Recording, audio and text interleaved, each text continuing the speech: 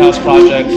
Baruch Hashem, it's such a privilege and an honor to welcome tonight Rav Nasan Maimon, all the way from the holy city of Yerushalayim. It's a very big treat for me, not only because I like all day long to listen to his shiurim, but he's also my personal Rav. He's my mashpia.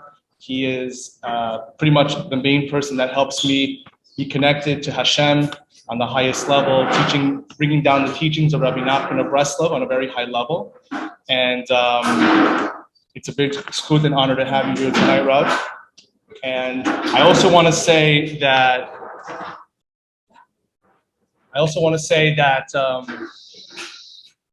in regards to what the Rav does, in not only by teaching weekly, he has a tremendous amount of classes throughout the week.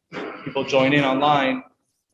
If you go and you walk with him in Israel and you walk with him through like the streets of, let's say different areas where a lot of people know him from the Breslov world, it's like everybody wants to get a hand of Rav Maimon. And the coolest thing is that you guys have an incredible Rav here who can give you incredible advice for whatever you need. He's here right now, which is unbelievable. And I really recommend that if anybody's looking for sort of type of answers in their life, guide, whatever it is that you might be lacking, I recommend you make an effort to reach out to the Rav. He's very personable. Sorry, Rav, you might get like 70 WhatsApp messages, but he's very personable. And I know that at least when I ever need him, even when I didn't know him from the beginning, he was there for me. And so that's a huge thing, especially in this world when we're always looking and searching for the right guide to help you in life. And so I just want everybody to know that, take advantage of it. There's, I guess, some business cards that he has over there. There's a sign-up group list there that he can add you to the WhatsApp group, which you get all the classes, etc. And finally, I just want to also say in regards to the Rav's incredible work. And again, when I went to Israel, I had the fortunate time to not only spend with him, but see what he does. And it's unbelievable, the amount of people, especially needy people in Eretz Yisrael, not only in Eretz Yisrael, but specifically also in the Breslov community in Israel, which is so many, and it's growing like crazy. There's a lot of people that need a lot of help, like a lot of help. And I know when I speak to the Rav, he tells me cases all the time.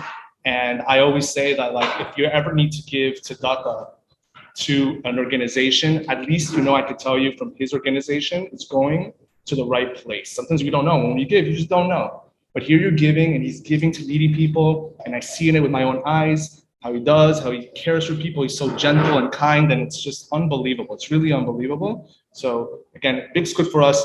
You have an opportunity, sign up, take a business card, connect with the Rav, and again, she'll be zoche to have that opportunity to connect with you. That being said, I want to dedicate, there's many dedications for tonight's class and sponsorships, and I thank every single one of you, both that are here and afar. Amy Saltzman, in honor of her brother, Yirmiyahu Shmuel ben Mira, Hashem should bless him in all aspects, spiritually and physically, and to continued growth in his Torah learning, and also in honor of her husband, Damon Tuvia Menachem ben Ita, on his 35th birthday. Hashem should give him a long life with good health and for success in spiritual growth and Torah learning, and always feeling the Yad of Hashem carrying, guiding him. Esther Lamb, Leula Nishma, Chaim Yosef Zev ben Victor and Fega, and Chaya Allah Bat Chaim, may their neshamas have an aliyah. Moshe Spetner, for Moshe ben Esther Yuta, for mental, emotional, spiritual, physical health, clarity, and a zivuk. Racha Blanca Schoonover, for the elevation of the neshama of Sabeto ben Itzak Evelina Zifrona Bracha. Esther Ruth Bat Sarah, for Shalom, and Shalom Bayit individually and collectively all over the world, for all the gzeirot against these Kal Yisrael and Eretz Yisrael should be gone, and for herself to be lifted, and for Hashem to send Mashiach ben David now and build a third Beit HaMikdash. It's a lot of pressure. Anonymous, for Michelle, Leah, Bat, and Nina, for a healthy and a happy delivery of a happy, healthy, and Torah-bound baby. B'sha'a tova, and for love, shalom, pursue shalom, and be blessed with shalom. Beautiful. Ronald Moundell, in honor of Rav Nasan Maimon, and for success in all your endeavors. Anonymous, in honor of his wife's refuah shlema. And finally, Ben Zion Rodhouse, in merit of the refuah shlema of his mother, Bayit Bas Gittel Rivka. And finally, I want to dedicate, tonight's class also in honor of my wife, who just had her 16th anniversary, Baruch Hashem. And I want to bless all of you guys preemptively that Tu B'Av is my Jewish Hebrew birthday, and Hashem should answer all your prayers. Amen. Enjoy.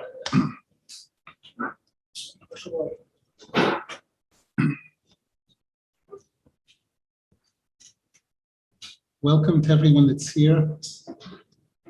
Moving to Israel from anywhere in the world is called Aliyah, going up. The Torah defines Israel as the highest of all the lands. And it really is an Aliyah. I had the privilege of moving to Israel in 1987 with a group of friends, which made it easier. About 10, 11 families that moved together to a new area in Israel, in Jerusalem at the time, Har Nof, for those who are familiar. And we're very blessed and very thankful till today. And yet my wife tells me that whenever you're here, whenever you're in America, you're glowing. And the reason is you're the reason, in all honesty. When a person is among friends, there's an incredible quote from the Zohar HaKadosh, Zako man demalel al udne deshama. How fortunate is a person who gets to speak to ears that are listening. When people want to hear, and you're able to talk and you have what to say, it's an incredible high. It really is an incredible high. So I really am thrilled to be here. Michael is one of my closest friends on this earth, together with some of you that are here, Baruch Hashem, and some that aren't here, some that are on the screen and aren't privileged, really privileged. The Gemara says that one of the rabbis told the students, go out into the world and come back and tell me what you think is the most important thing in life. And one of the responses was a good friend, Chaver Tov. That if a person has that, they're really experiencing life. And if a person doesn't have that, they're missing something very important in life. So all of you that are here are Chaver Tov, each one on different levels, even those that I haven't met yet, don't know. The fact that you're coming at this hour of the night, everyone has other places to be and other responsibilities, children, jobs, life, and they've put it aside to come here to share words of Torah. I hope that I will not be editorializing. I'm not going to be presenting my own opinions, I hope, on anything. I'm going to try to do my best to be a pipe to present the words of the Torah, the words of Hashem, and the great rabbis in the Torah that share with us, that enlighten us regarding Hashem's words. Before we begin, Michael mentioned a lot of the sponsors and donors. Tremendous gratitude to all of them, because we're living in a real world. Everything costs money, electricity, everything, all of us know. And there are people here that have shared, that have taken from their own wealth, their own possessions to make this possible. And then there are close friends. I want to mention specifically a very dear close friend that needs a refuah, David Yaakov Ben Pnina, together with all those in Am Yisrael that need refuot and yeshuot.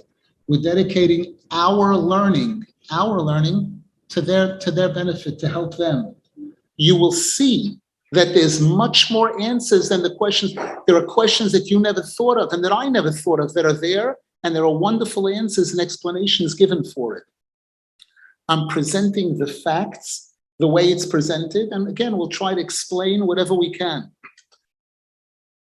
And the Zohar HaKadosh tells us that at one point, a group of rabbis were together. They were celebrating the bar mitzvah of one of the giants in Torah. Rabbi Shimon Bar Yochai was celebrating the bar mitzvah of his son, Rabbi Elazar. These are some of the most famous names in the Talmud. And there were other rabbis gathered to join in this celebration, because a celebration is only a celebration when you have who to share it with. When you have a partner, you have friends, that's the real celebration. And they mentioned the fact that a person, when a child is born, the moment they're born, they're introduced to evil, negativity, mischief. We talk about children, small children sometimes being mischievous, doing things, making noise, and you wonder, why? Why can't this kid be good, just be good? And one of the reasons is because the Yetzirah, there's a pasuk, La petach chatat rovetz. At the opening of the womb, the moment the child comes out from the mother, chatat, the Yetzirah is there saying, welcome to this earth. I'm going to be with you for the rest of your life, and I'm going to try to present every type of variety of wrongdoing, of what not to do, etc. That's when the child is born. The Yetzer Tov, the good inclination, comes at the time of Bar Mitzvah, 13 years later. And this is one of the reasons why the Yetzer Hara is called Zaken in Kohelet. Solomon refers to him as an old, foolish king. That's the Yetzer Hara. The Yetzer Tov is called young because he's 13 years younger. He arrives 13 years later. So at this bar mitzvah, they were celebrating, and Rabbi Shimon Bar Yochai said, "This is beautiful, but this is not complete. This is not whole." The Torah says when a person is alone, they're not really whole. They need a partner to be a complete set, to be complete. If there were a proper wife for him, then the simcha would be complete. One of the rabbis spoke up, Rabbi Yossi ben Lakunya, and he said, I have a great idea. I have a daughter that's mature and qualified, and wonderful. I'd like to propose her for your son.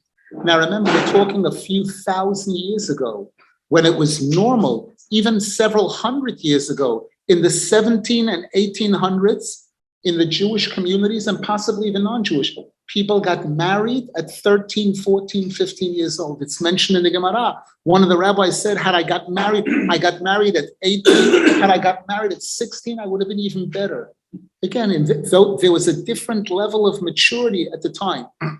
Although interestingly, a little bit of humor doesn't hurt. The Chazon Ish, one of the great rabbis of the previous generation, was attending the bar mitzvah. One of his students was making a bar mitzvah for his son, and the Chazon Ish came and he offered a blessing, and he said, you should have wonderful nachat from your son, and he's bar mitzvah now, so he reached a certain important milestone in his life. Hashem should bless you to be able to marry him off at 18 years old.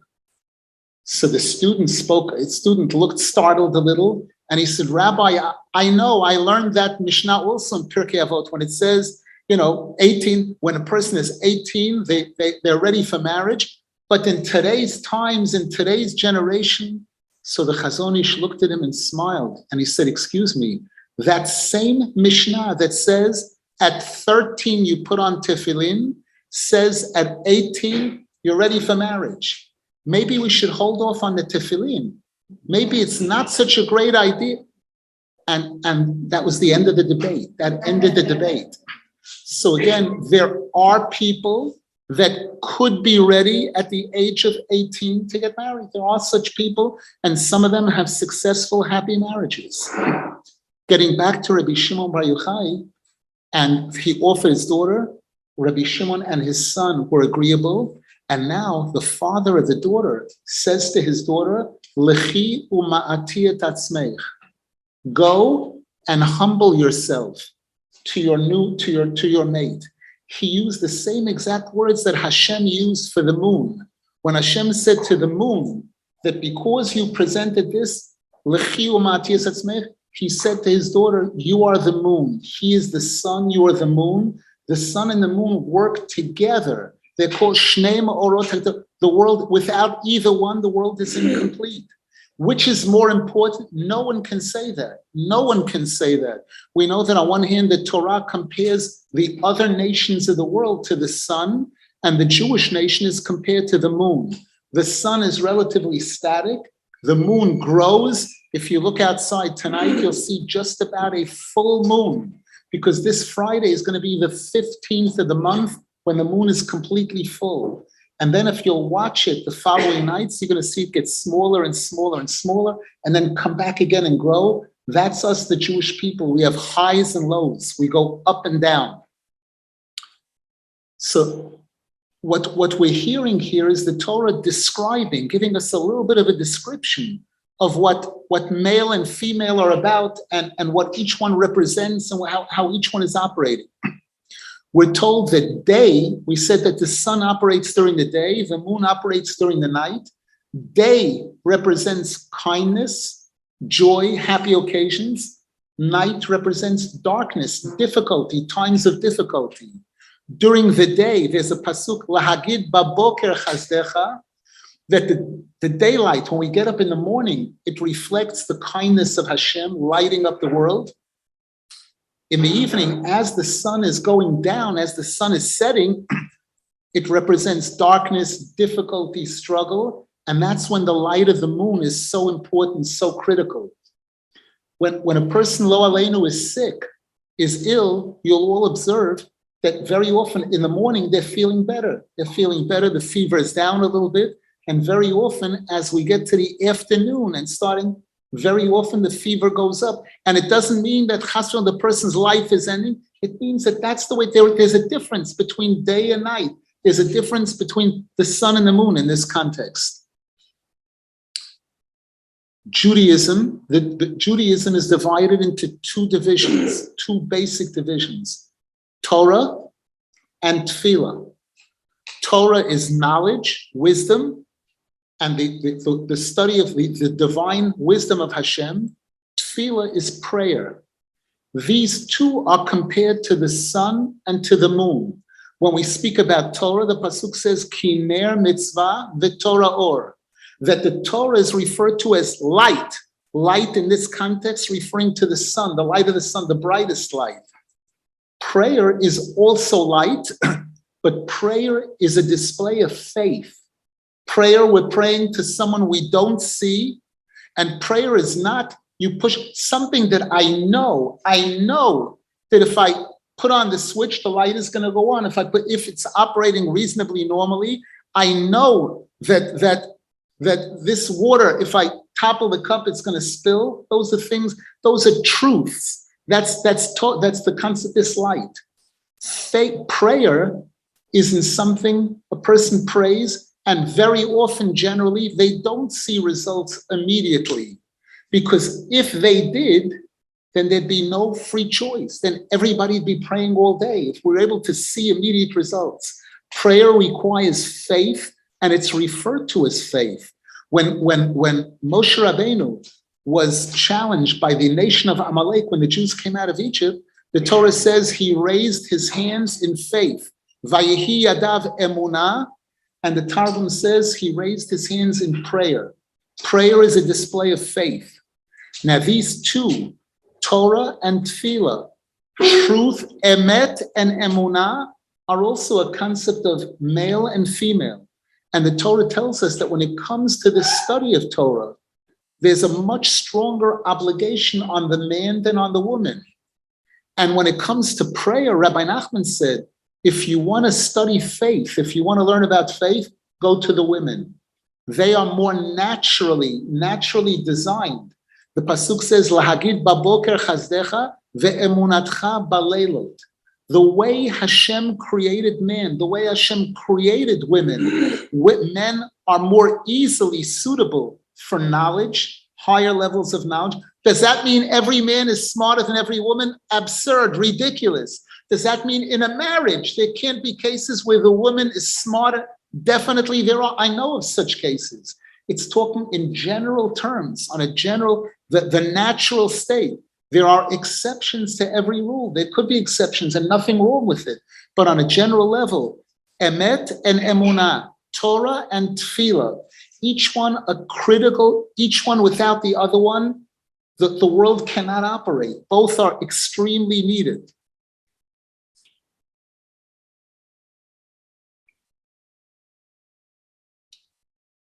In fact, the Hebrew word for man is ish. The Hebrew word for woman is isha. And every word in the Hebrew language, every letter in the Hebrew language has meaning. There's commentary. The Tikkunei Zohar goes into every letter and every vowel in the Torah, explaining what this vowel represents and showing you how it's being used, to show this. Both of these words are made of the same letters, Aleph Shin, fire. Man is fire, woman is fire. The man has the Yud of Hashem's name. The woman has the Hey of Hashem's name.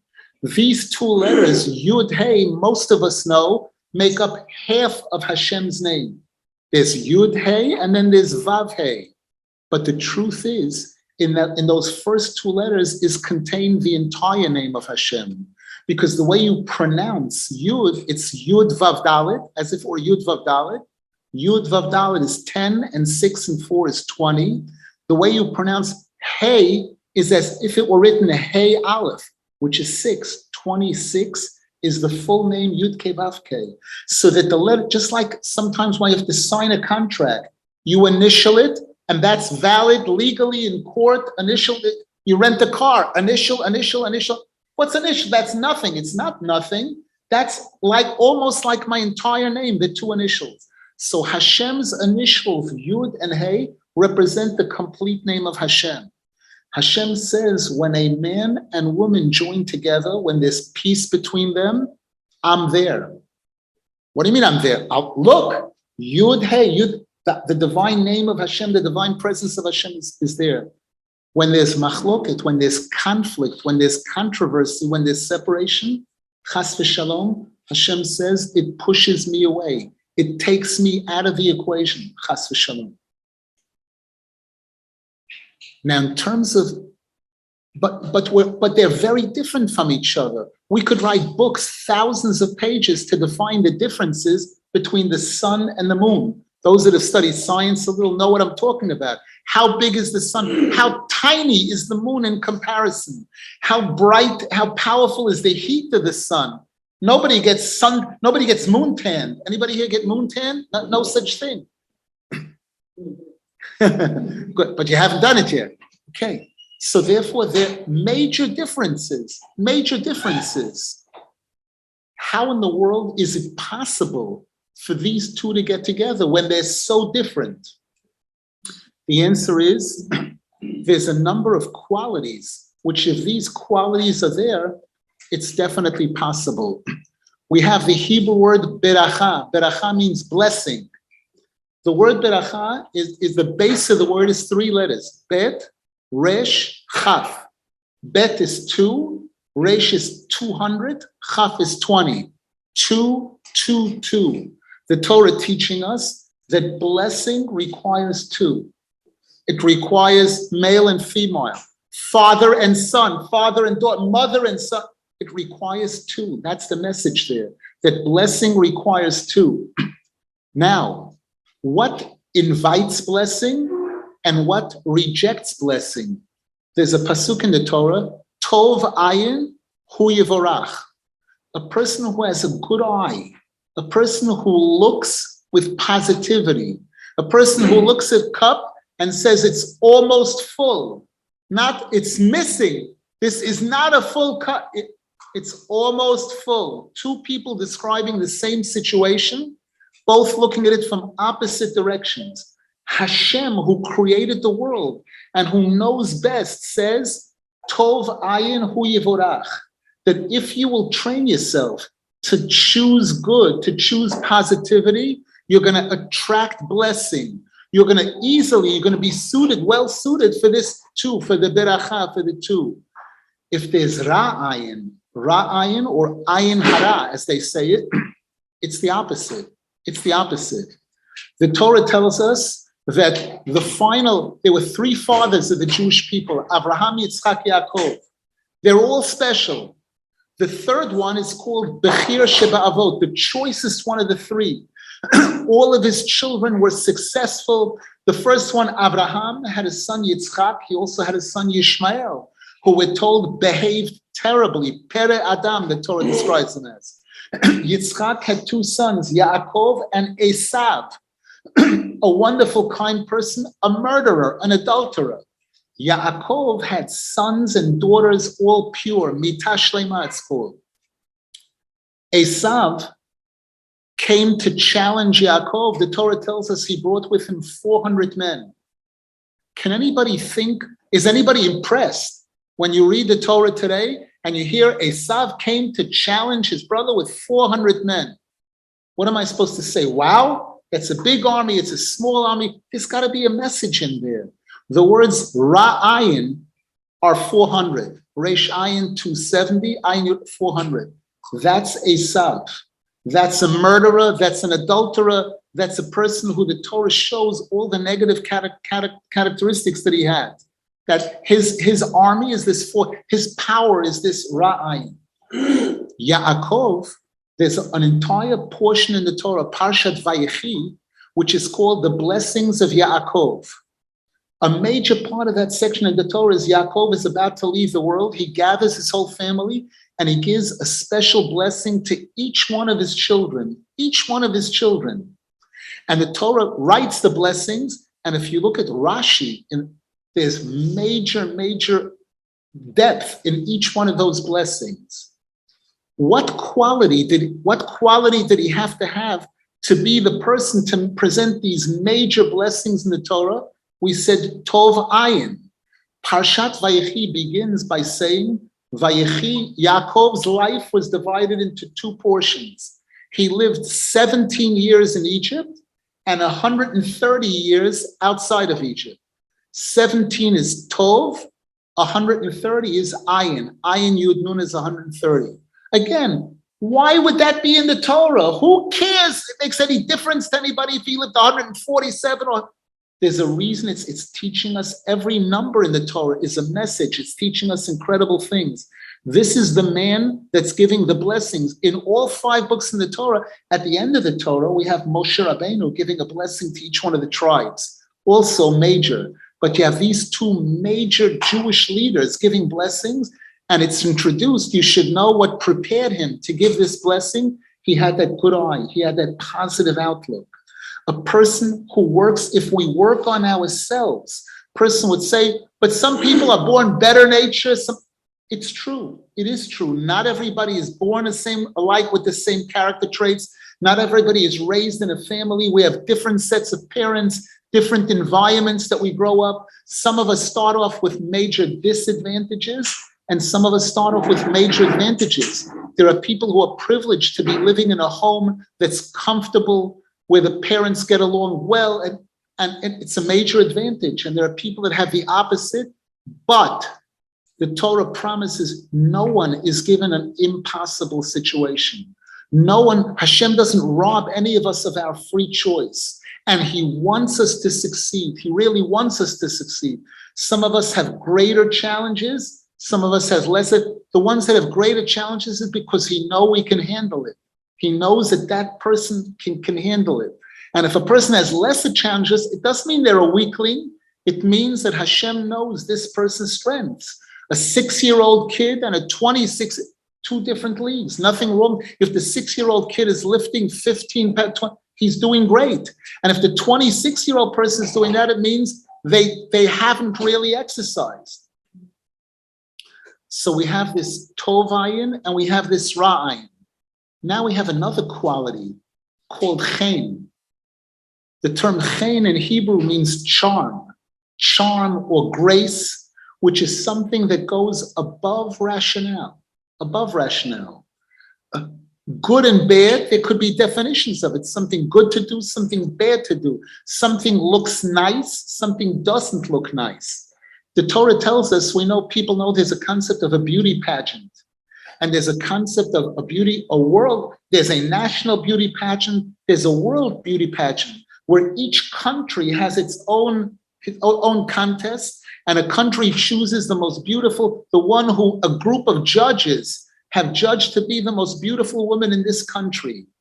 And all of us know that in these cases, what's beautiful in Peru or in one place is not necessarily the same as Denmark or another country. In different countries, they define beauty differently. And each one presents theirs, and then there's a group of judges that have to sit and see these 70 or whatever it is women and try to figure out that all of these, each one who was chosen because thousands of people or hundreds of people agreed that she is the most beautiful, now we have to judge on behalf of the world. Which one is you can imagine it's not such a simple thing. The Torah tells us Vatehi Esther noset chen be'enei kol ro'eha. There was a woman, Esther, Queen Esther, in the story of Purim, who had this grace and charm by everyone. Everyone who looked at her said she's beautiful. The people from Peru, the people from China, the people from Israel, the people, all of them, again, where beauty is, she had this magic, this chen that goes above. It's above standard beauty. It's above rationale. It's a blessing. It's an incredible blessing called chen. It's a magic, like we would say, which when a person has it, it puts them above standard judgment, meaning that even if rational, a rational self, I don't know why I like this. I like this person. You ask me why. I just, there's something about them that I like. There's that quality. And so a person would say, wow, how do I get it? How do I get it? For my kids, for my wife, I want people to like me. How do I do it? We'll mention two of the definitions that the Torah gives us. One of them is humility. There's a pasuk in Tehillim, Im laletzim hu yalitz. A person can choose to be sarcastic. A leitz is a person who likes to make fun of people, make fun of, always looking to mock, sarcastic, put things down. And the pasuk continues, Vela anavim yiten chen. But to those people who have humility, Hashem gives them this gift of grace, this charm, this thing that's magic. It goes above physical appearance. It goes above rationale. It's a gift. People who are attracted to that person in a healthy way, whether it's in business, whether it's in that social, in any type of area. The Torah tells us this is what you need. So, and the Torah tells us, To'avat Hashem kol gvalev, that Hashem is disgusted by any type of arrogance. It doesn't say arrogance, it says all types of arrogance, meaning whether it's coming from money, whether it's coming from knowledge of Torah, anything. It's unacceptable. It's a disqualifier. Any type of arrogance is despicable in the eyes of Hashem.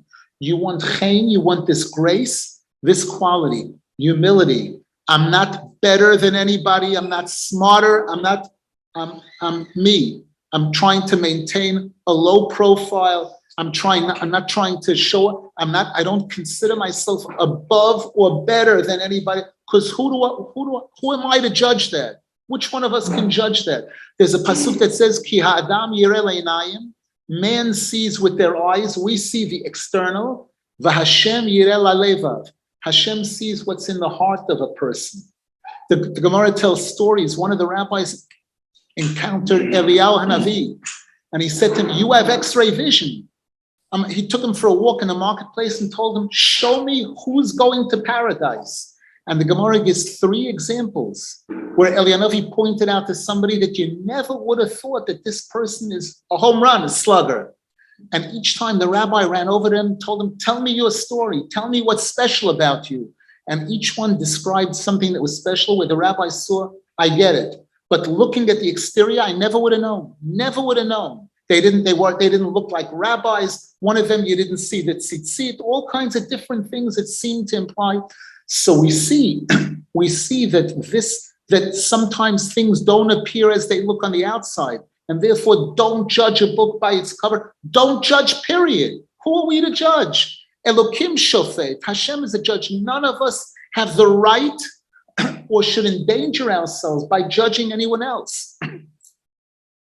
And therefore, this quality of humility goes together with chen.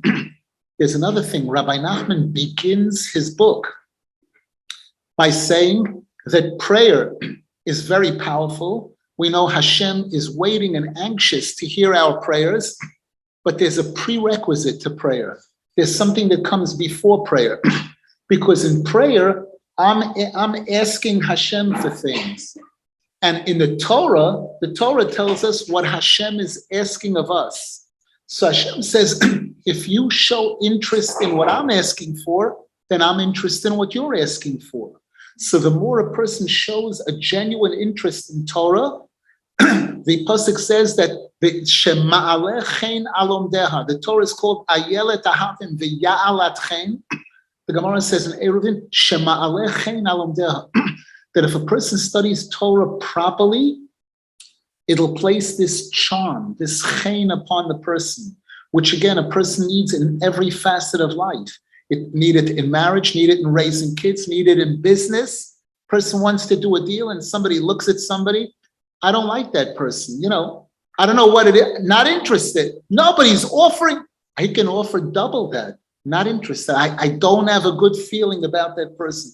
Somebody just told me a story 2 days ago about a person, one of the people today in the nursing home business, who's possibly one of the top people in the world in nursing homes. He went into a bank and he was looking for a loan of $10 million. And if he showed them he had a negative balance, if he was in debt, you'd ask, what gave this person the guts? Where do you get the guts to go into a bank to ask for a loan? What is he thinking? The answer is he's thinking that 1 + 1 is not 2. That 1 + 1 is 2, but Hashem is running the world. There's a Hashem factor, which can sometimes override all your 1 pluses. He went in making this request. He didn't know that the president of the bank had a friend, this was in New York. The president friend had a friend in Chicago who was one of the top nursing home operators, called that friend in Chicago and asked him, somebody's coming to approach me for a $10 million loan. His name is XYZ. Should I do it? And the person said immediately, yes, I'm for it, and I'll back it. I'll back it. They found, was it his uncle? Was it his mother-in-law? Was not his uncle, not his mother-in-law. He didn't know him.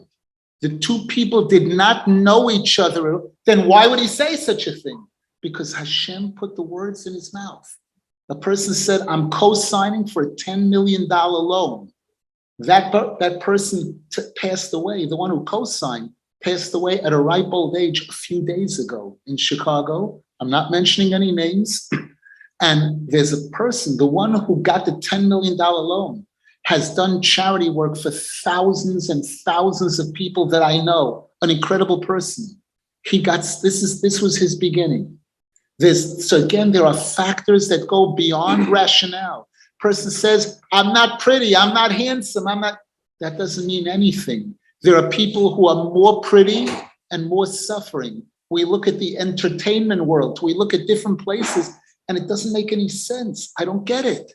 She's so pretty, he's so good. They're stars. How come they're not shining? How come they're in rehab? How come he murdered her or she murdered him? How could it be? The answer is it could be, because it's not just what you see on the outside. Much more important is the genuine qualities of the individuals, which the Torah is defining. Now, another critical piece of the puzzle. The Torah tells us that there are things that attract the divine light of Hashem, and there are things that push away, reject that divine light. One of the most important things is simcha, happy. I'm happy, I'm not happy. And this is something, there are people that are happy people, unhappy people. There are people who at 9 a.m. they're happy, and at 9:03 they're unhappy.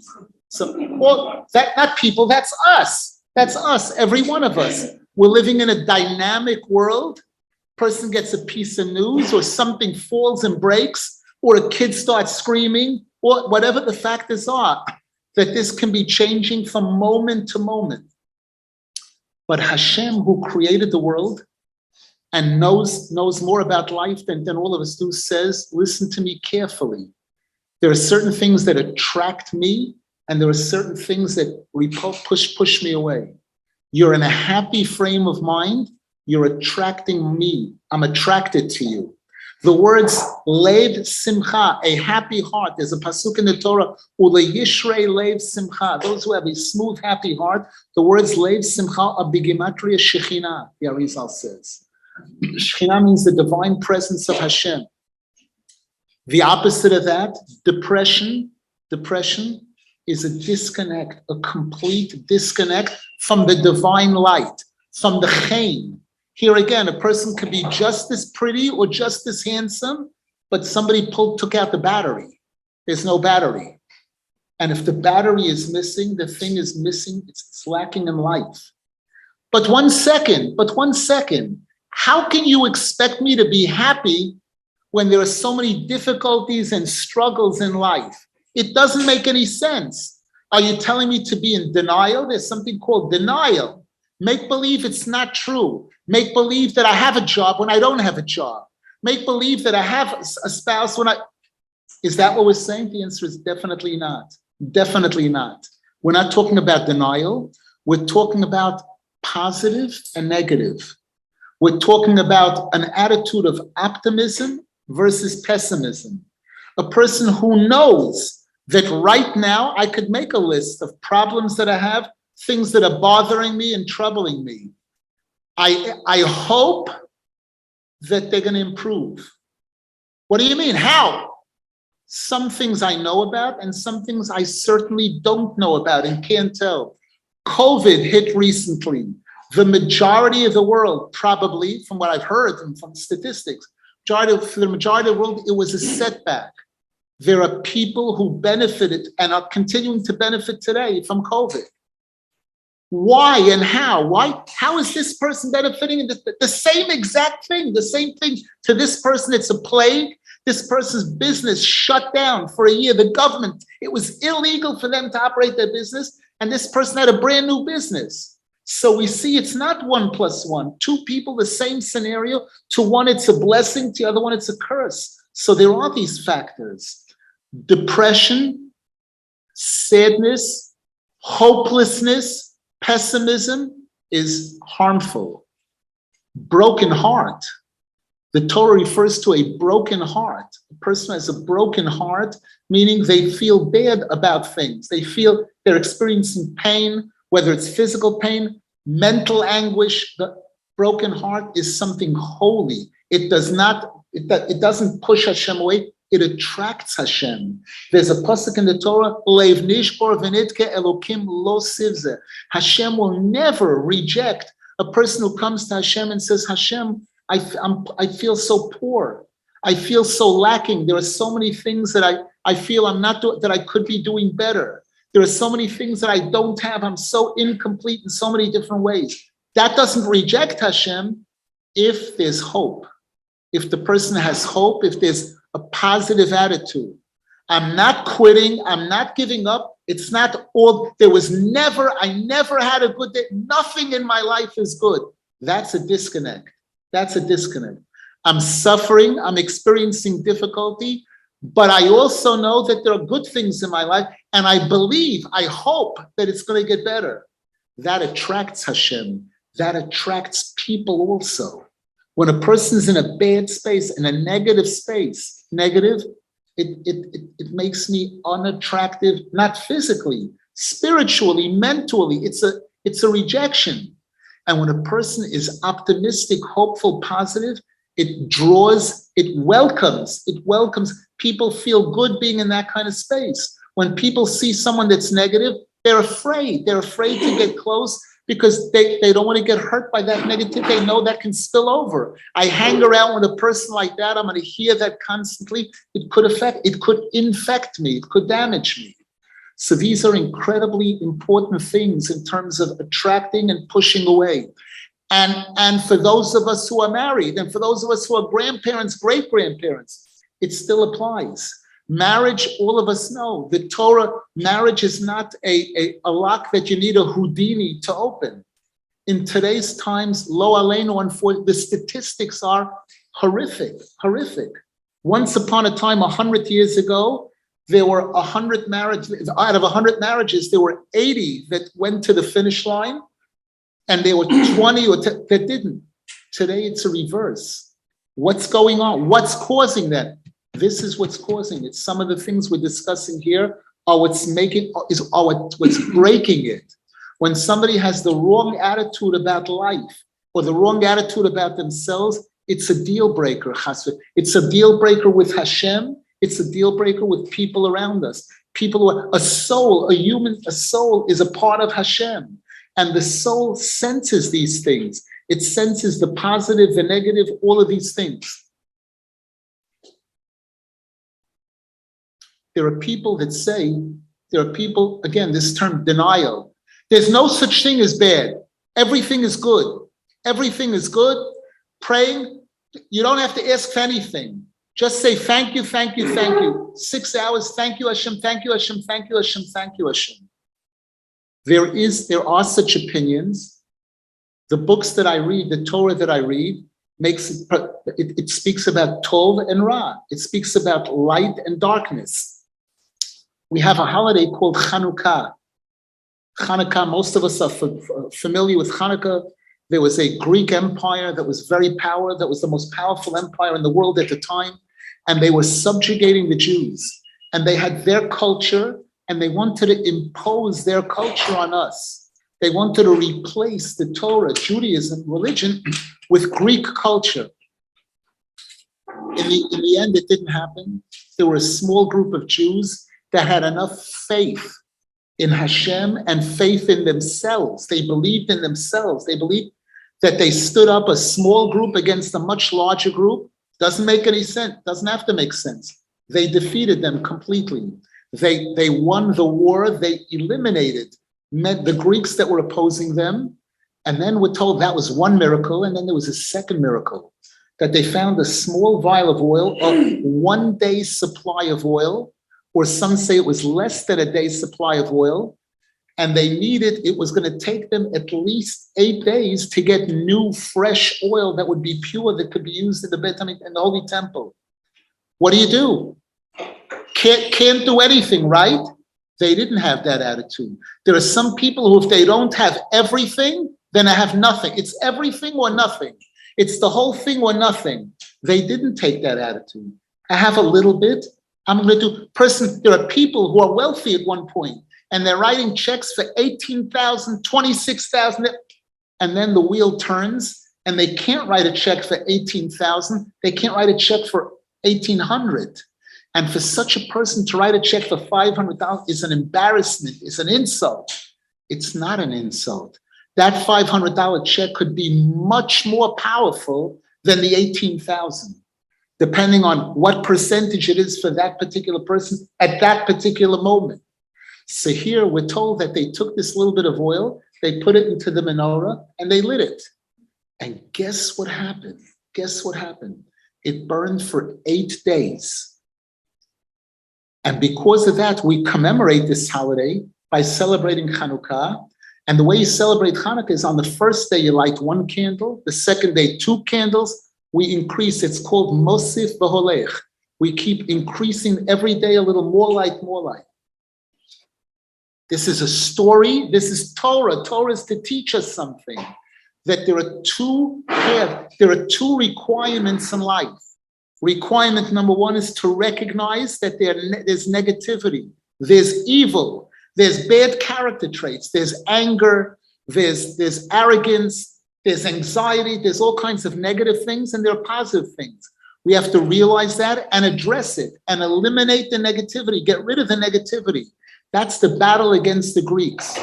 And if it looks insurmountable, if it looks like it's impossible, we see that the impossible is possible. We see that even though it didn't make sense, small group defeated big group. So it is possible.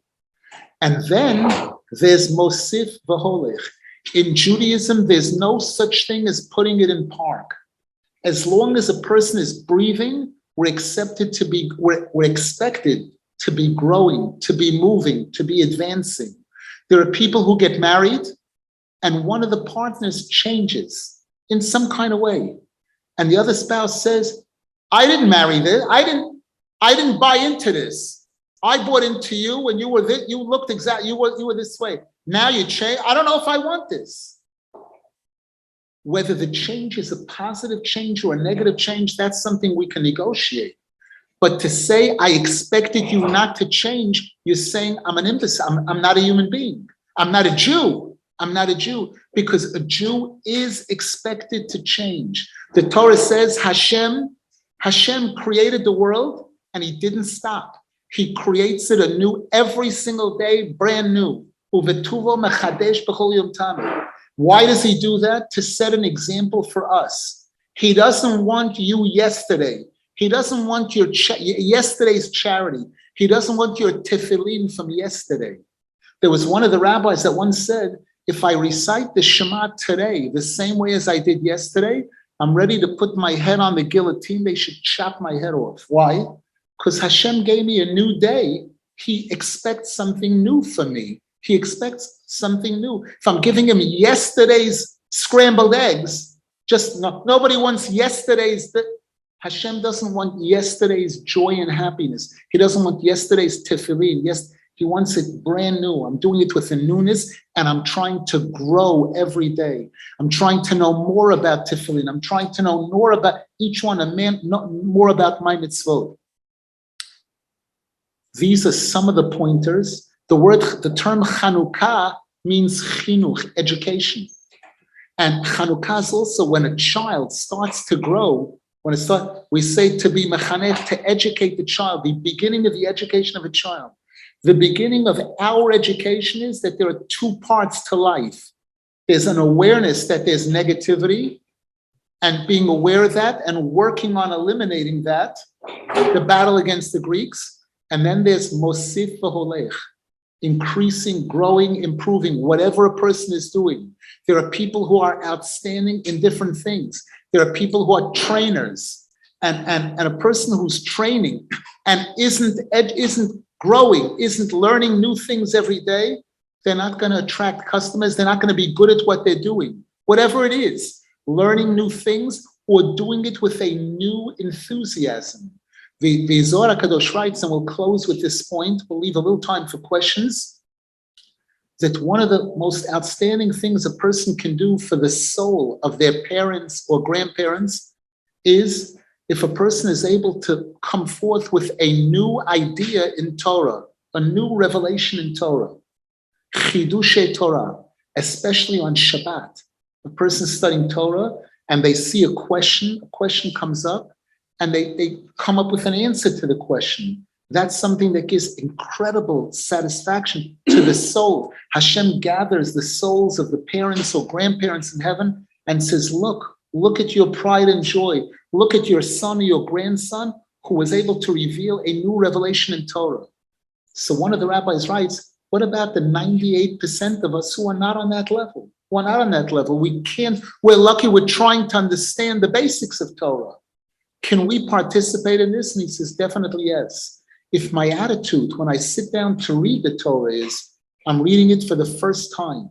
I'm looking at it as a new book. This week's parasha, Va'et it's not last year's Va'et It's brand, I'm looking at it. This is spiritual. It's divine light. It's infinite. Divinity means infinite, meaning just because I understood it on a certain level last year, I can definitely understand new things and learn new things from it this year. That's called Chidushe Torah also. That's new. And everybody knows a new car, a new house, anything, a new coat is exciting. It's life. Old, stale isn't.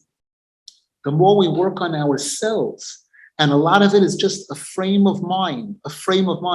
Rabbi Nachman told 13 stories, parables, incredible stories. One of them was about a sophisticate and a simpleton. And he shows how their lives evolved, how the sophisticate, who was incredibly smarter, much smarter than the simpleton, suffered and struggled throughout life. And the simpleton, who was able to enjoy and appreciate everything they had. And every day they went to work with a new enthusiasm. He was making shoes. He was a shoemaker. And other people's shoes were selling for $150 a pair. His shoes were selling for $15 a pair. And when he'd finish a shoe, he would say to his wife, look at this. Look at this work of art. Look at this sweet shoe. Look at this honey shoe. And at one point, his wife said, can I ask you a question? It's so sweet and it's so honey. How come their shoes are selling for $150 and your shoes are selling for $15? So he responded with two things. He said, 1 minute, let me show you. And he took out a piece of paper and he added up the leather cost $3.20. The shoelace, he said, it costs me $12 and I'm selling it for $15. I'm making a profit on every shoe, don't you see? And as far as why would I want to care about what somebody else is doing? Why is it of interest, any interest to me and Rabbi Nachman shows in the story evolved that this person became the top minister in the government. And again, this is not a joke. There are people today who are not sophisticated at all, who don't have college degree, don't have masters, very, very successful. One of the keys to success is this ability to appreciate what I have, and not to allow myself to look negatively, to become jealous, any ayin ra at anybody else. We opened up some portals, I hope. The Torah is huge. Any quality book of Torah you're going to study is going to add more to what we said tonight. I have a website called breslovtorah.com that has several thousand of these classes, not just my own, but my rabbi, who's much, much smarter. I don't want to say more about that. Everyone is invited, welcome to take a look at the website and to sign up if you want. We give daily classes in Israel, 6 days a week, and we send it out to WhatsApp groups. Everybody is welcome to. Hashem should help that what we heard tonight and the Torah that we'll study will improve our lives, improve our ability to attract the right kind of person, and to be able to maintain and improve our relationships with those that we're connected to. Question, please. Yeah, just to elaborate, because we went to a point, and I think we went on a tangent, was that, you said someone wakes up at 9 o'clock, or they start their day at 9 o'clock in the morning, they're so happy, and something happens at 9:03, they go down. Can you expand more upon that? We should Definitely. manage that. Definitely. You touched on something very important. Question, we mentioned that there are people that are happy people. 9 o'clock in the morning, they're happy, and 9:05, they're angry, and if something happens, to shut down that happiness and cause the opposite. Hashem created the world. Night, it says he created the first day. There was evening and there was day, and that's day one. Then there was evening and day, that's day two. Hashem let us know that life is not static. It's not supposed to go like this. That in life there must be ups and downs, highs and lows. That's normal. I always give an example. Person's in a hospital or on a cardiac machine that's monitoring the heartbeat. As long as it's going like this, they're alive. The minute it's going like this, we lost the patient, right? Everybody knows that. So the fact that something happened that could get me down, I don't have to get down. I'm supposed to expect that. I'm supposed to expect good news and the opposite kind of news. Successes and failures. That's part of success. There are people, one of my close friends, one of the wealthiest people in the Syrian community in New York, New Jersey, who had a beautiful home in Brooklyn, beautiful home in Deal, New Jersey, beautiful home in Florida, beautiful home in Israel. He said to me, Rabbi, it wasn't always like this. There was a time when I didn't have a token to get onto the subway. I'm telling you the truth, he said. And he said, I tried one business and it failed. I tried a second business and it failed. I tried a third business and it was a home run. He owned big department stores in the Bronx, in the Upper Bronx. And he was very wealthy, Baruch Hashem, a beautiful family, etc. And this was so important for me to hear and to be able to share with you that generally success where most people don't succeed on the first try in anything. And the fact that I didn't succeed doesn't mean I'm not succeeding. That's part of success. People become pregnant sometimes and they miscarry. It doesn't mean they can't have children. Some of them end up having large, beautiful families, all kinds of different versions of this. So the mistake is that when a person sees the darkness, they let them free fall. No free falling. It's dark. I'm not in denial. It's not that there's no bad. There is bad, but the bad is not going to destroy me. No way. Because I know that when it's dark outside and it's getting darker, I know that the light is coming. It's definitely coming. And one more quick question. You said that when there's separation, I guess fighting, etc., then Hashem leaves. But you also said when there's heartache, it becomes closer to Hashem. So can you also explain that? Not a contradiction. Heartache with an optimism heart, when a person is something broken heart, but they're optimistic that it can be better, gonna get better, and I'm prepared to do whatever I can to make it better, and I'm gonna pray, that attracts Hashem. And again, 1 minute I can push it, the next minute can come close. That's another point. Just because I made a mistake and I did something to push Hashem away, that can change in a moment. Hashem is dynamic and life is dynamic, always. People make mistakes. We're expected to make mistakes, but we're also expected to bounce back. Someone else, please.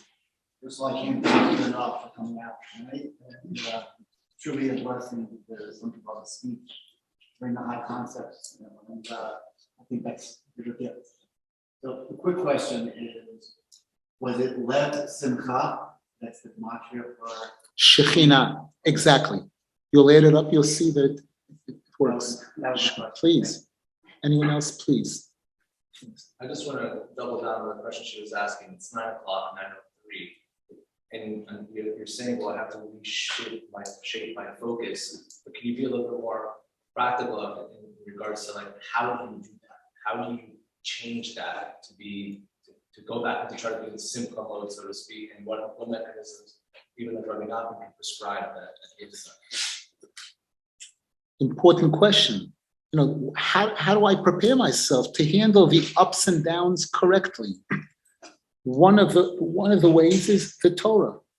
This book of the divine wisdom of Hashem teaches you, it shows you ups and downs. People that have ups and downs, successes and failure, and some of them fail. Eov, the story of Eov, he lost everything he had, he got it all back plus, So the Torah teaches us, shows us examples of the darkness and the light and how to deal with it. But there's the book and there's the movie.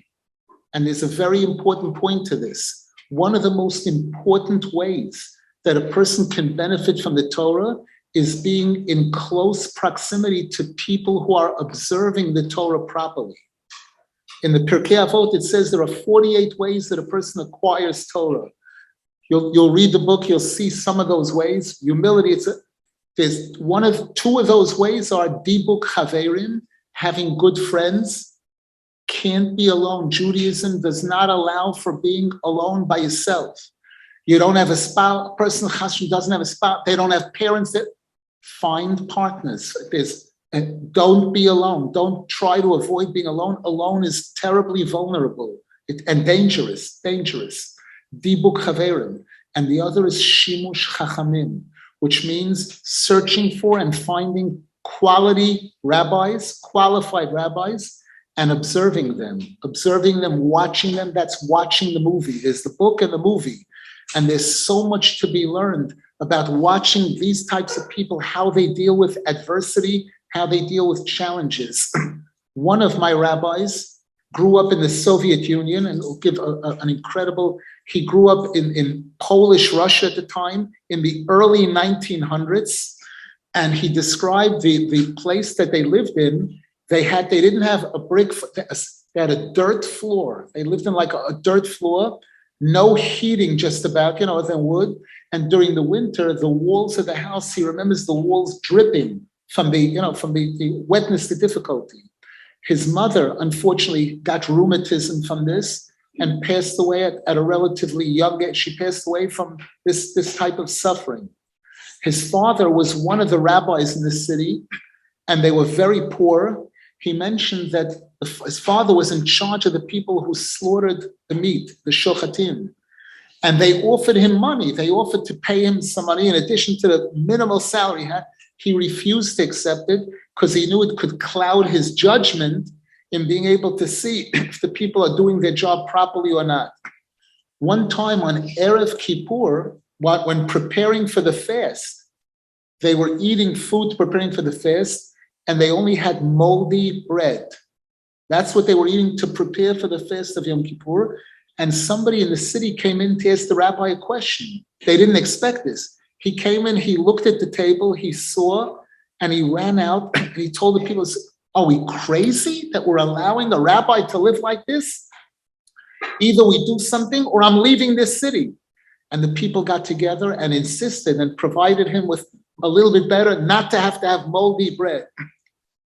His father, when the Nazis came, this is communist Russia, communism, destroying all Judaism, closing down all synagogues, all yeshivas.